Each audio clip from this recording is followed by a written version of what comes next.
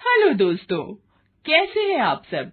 हमारी कहानियाँ देखने के लिए हमारे चैनल को सब्सक्राइब कीजिए और हाँ, बेल आइकॉन पर क्लिक करना मत भूलिएगा। जयप्रकाश और दीपकमल एक ही ऑफिस में काम किया करते थे और दोनों एक ही मकान में साथ ही किराए पर रहा करते थे। वो दोनों बहुत ही रंगीन मिजाज के थे।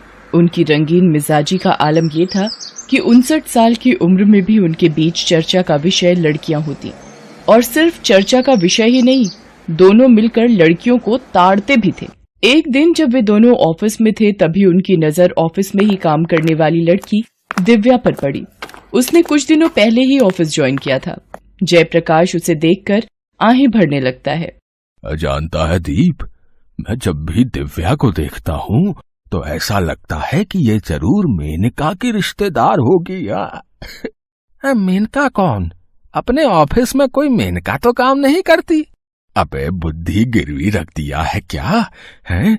अरे मैं ऑफिस की किसी मेनका के बारे में बातें नहीं कर रहा हूँ। तो किसकी बात कर रहा है? स्वर्ग की अप्सरा मेनका की। जैसे उसने विश्वामित्र की तपस्या भंग की थी, इसे देखता हूँ तो मेरा भी काम डिस्टर्ब हो जाता है। वे दोनों उसे देखकर बातें कर ही रहे होते हैं कि दिव्या जयप्रकाश के पास आती है। उसके दिल की धड़कनें बढ़ जाती हैं।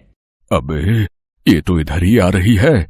दिव्या जयप्रकाश की डेस्क के पास आती है और मुस्कुराते हुए बोलती है, गुड मॉर्निंग सर। वैसे तो दिव्या भी उन्हीं के साथ काम करती थी, लेकिन जयप्रकाश और दीपकमल से उसका वास्ता कम ही पड़ता था। ये पहली बार था जो दिव्या इस तरह उसके डेस्क के पास आई थी। जयप्रकाश तो दिव्या की खूबसूरती में इतना डूबा हुआ था कि उसने उसके गुड मॉर्निंग का जवाब भी नहीं दिया।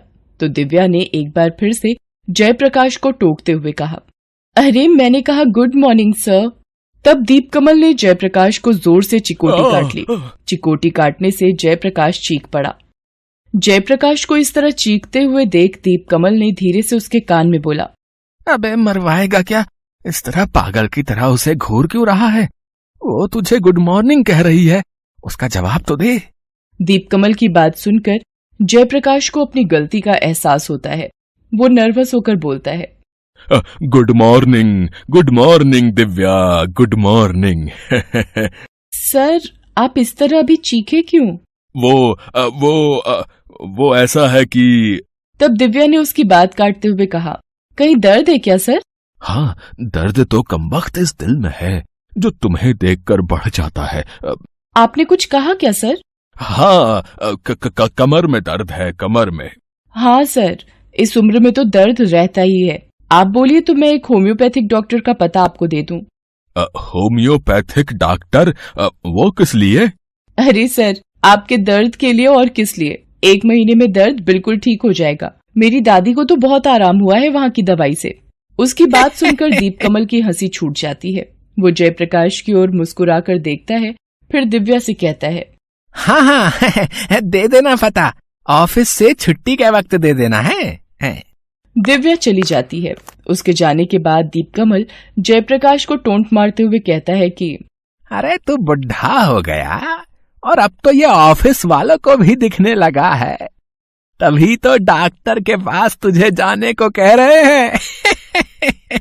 दीपकमल की बात सुनकर जयप्रकाश उससे कहता है, अरे बुढ़ा होगा तेरा बाप। जयप्रकाश और दीपकमल पर उनकी उम्र के कारण कोई शक नहीं करता था और वो दोनों इसी का फायदा उठाते थे। जयप्रकाश और दीपकमल दोनों की पत्नियां अब इस दुनिया में नहीं रहीं। वैसे जब उनकी पत्नियां जीवित भी थीं, तो भी उनकी आदत ऐसी ही थी। उन दोनों की पत्नियां भी उन्हें समझा कर स्वर्ग से धार गईं, लेकिन इनकी आदत कुत्ते की उस पूंछ की तरह रही जो 6 महीने नली में रहने के बाद भी सीधी नहीं हो सकती थी। एक दोपहर वे दोनों लंच टाइम में लंच कर रहे थे। तभी ऑफिस की एक और लड़की, जिसका नाम नंदिनी था, जो लगभग 21 साल की थी, वो उनके पास आकर बैठ गई। नंदिनी के नाम पर दीपकमल का दिल किसी बॉल की तरह उछलने लगता था। ये बात जयप्रकाश जानता था। हेलो सर, बहुत दिनों से दिल कर रहा था आप लोगों के साथ बैठकर लंच करूं। आज मौका मिल गया। मौका तुम्हें नहीं, हमें मिला है। मेरी रानी। आपने कुछ कहा क्या सर? मैंने नहीं तो तुमने कुछ सुना क्या है?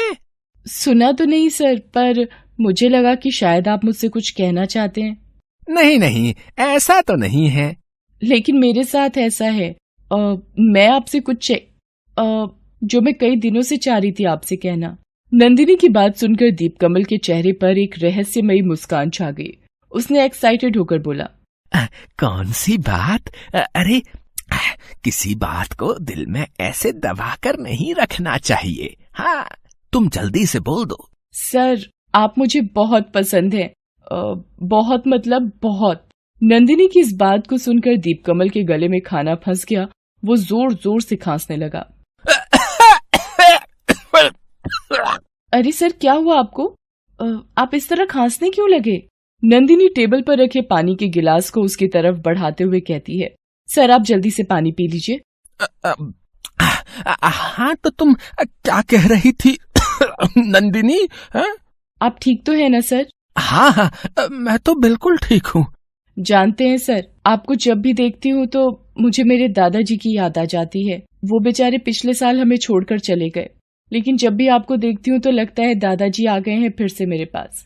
सर, अगर आप बुरा ना माने तो मैं आपको दादाजी बुला सकती हूँ क्या?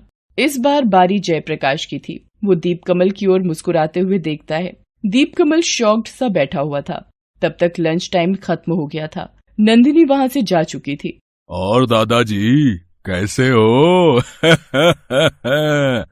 कर ले, तू भी कर ले मजाक। हाँ, एक तो मेरा दिल पके हुए आम की तरह टूटकर गिर गया है, और तू है कि मजाक कर रहा है मेरे साथ है? अबे क्या मैं इतना बुढ़ा हूँ है जो मुझ में उसे अपना दादा दिखता है? अरे छोड़ ना यार, बकवास करती है वो। अरे हम दोनों तो अभी जवान हैं, जवान। 1 साल और बीत गए। दोनों के रिटायरमेंट का दिन आ गया। पूरा ऑफिस हालांकि अब तक इन ठरकी बुड्ढों के मंसूबों से अनजान था। रिटायरमेंट के दिन वो सभी से गले लिपटकर घड़ियाली आंसू बहाते हुए रोते हैं। जयप्रकाश दिव्या को गले लगाकर रो रहा है। अब बहुत याद आएगी तुम्हारी दिव्या, कितना साथ रहा है तुम लोगों का। दीपकमल नंदिनी को गले लगाकर रो रहा है। सर, आप लोग अपना ख्याल रखिएगा। किसी भी चीज की जरूरत होगी तो बेहिचक कह दीजिएगा। मेरा नंबर तो आपके पास है ही। दोनों रिटायर हो गए। करने को अब उनके पास कुछ नहीं था और दूसरा ताड़ने को भी अब कोई नहीं थी।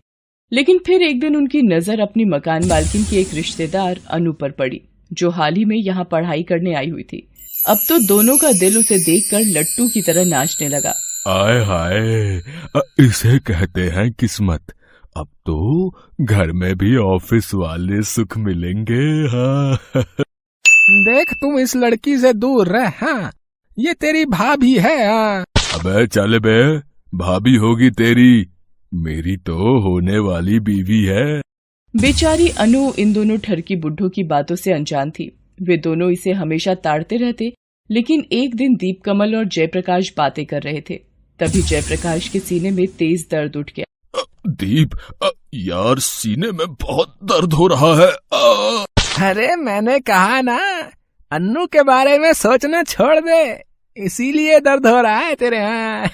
दीपकमल की बात अभी खत्म भी नहीं हुई थी कि जयप्रकाश नीचे गिर पड़ा और बेहोश हो गया। दीपकमल ने उसे उठाने की बहुत कोशिश की, लेकिन वो नहीं उठा। अब तो दीपकमल को भी लग गया कि कोई सीरियस बात है।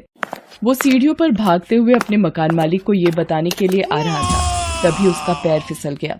वो सीढ़ियों पर लुढ़कते हुए नीचे गिर पड़ा। तब तक अनु ने उसे देख लिया। मेरा दोस्त जयप्रकाश, जयप्रकाश। ये कहते हुए वो बेहोश हो गया। उसके सिर में बहुत चोट लगी थी और सिर से लगातार खून बह रहा था। अनु बेचारी उस समय घर में अकेली थी। वो ही किसी तरह दोनों को अस्पताल ले गई। डॉक्टर ने उन दोनों को तुरंत एडमिट कर लिया। जयप्रकाश को हार्ट अटैक आया था। उसकी हालत तो काबू में आ गई, लेकिन दीपकमल की हालत बिगड़ती जा रही थी। डॉक्टरों की बहुत कोशिश के बावजूद भी वो बच नहीं सका। जयप्रकाश को जब होश आया तो उसका मकान मालिक और अनु उसके पास खड़े थे। जयप्रकाश होश में तो आ गया, लेकिन अपने सबसे बेस्ट फ्रेंड को अपने पास ना पाकर उसे बहुत आश्चर्य हुआ। वो उस पर मन ही मन गुस्सा भी हुआ। थोड़े दिन बाद जब वो डिस्चार्ज होकर घर आया, तब उसे सारी असलियत का पता लगा कि कैसे अनु उन दोनों को अस्पताल लेकर गई और उसकी जान बच गई। उसे दीपकमल की मृत्यु का भी पता लगा। उसे उसके जाने का बहुत अफसोस हुआ, लेकिन इस घटना के बाद उसके मन में एक बात आई कि आज तक के उन लोगों के बुरे कर्म की सजा ही उन्हें मिली। जयप्रकाश अब बिल्कुल बदल चुका था। अनु में अब उसे अपनी पोती दिखने लगी थी। वो अपने पुराने दिन को याद करता तो कभी कभी उसे अपने आप से घिन भी आ जाती थी, लेकिन वो उसे अब भूल जाना चाहता था। हेलो दोस्तों, कैसे हैं आप सब? हमारी कहानियां देखने के लिए हमारे चैनल को सब्सक्राइब कीजिए और हाँ, बेल आइकॉन पर क्लिक करना मत भूलिएगा।